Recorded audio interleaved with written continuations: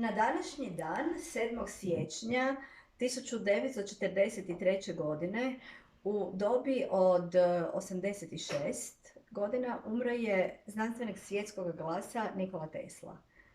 Uzrok smrti bio je srčani ugrušak. Tesla je umro u Njujorku u sobi broj 3327 hotela New Yorker.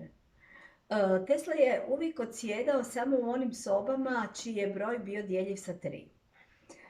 Nakon njegove smrti u spremištu hotela pronašli su velike količine Teslinih dokumenata koje je napisao tijekom života.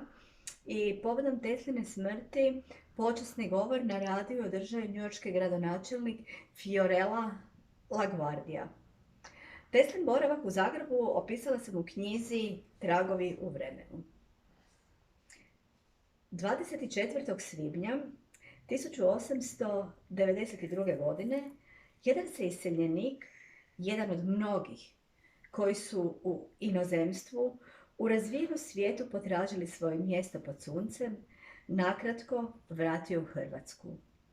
U glavnom gradu primili su ga dužnosnici gradskog poglavarstva, predvođeni gradonačelnikom, kako bi s njime dogovorili da održi predavanje o uvođenju javne rasvjete u gradu. Velikan i Smilja, tada već slavni Nikola Tesla, zagrijao ih je za tu zamisao, kao i uvijek ponesen žarom znanstvenika i humanista, a u ovom slučaju i domoljuba. Ne znam je li ih Tesla uspio sasvim uvjeriti, jer javna električna rasvjeta osvijetlila je Zagreb tek 1907. godine. Razlog je zacijelo bio ugovor što su ga vlasnici plinare potpisali s gradskim poglavarstvom, a taj ugovor im je jamčio monopol na javnu rasvjetu. No sve je to upitno i o tome mogu samo nagađati. Znam tek ono što su toga 25. svibnja 1892. godine zapisale ondašnje Narodne novine. Gospodin Tesla, čovjek od poprilici 35 godina, visok, tanak kao jela rodnoga kraja, crnih vlasi i očiju, koji na široku čelu nosi pečat genija.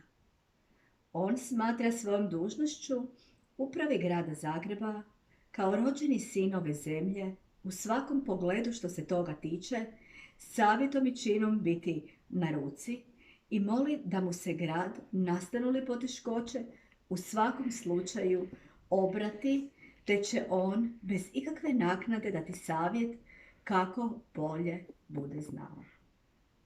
Toga dana s Teslom su, kako saznajemo iz požutjelih novina, razgovarali zagrebački gradonačelnik dr. Milan Amruš, zatim dogradonačelnik, dvojica gradskih vijećnika i gradski mjernik, što će reći urbanist Milan Lenuci.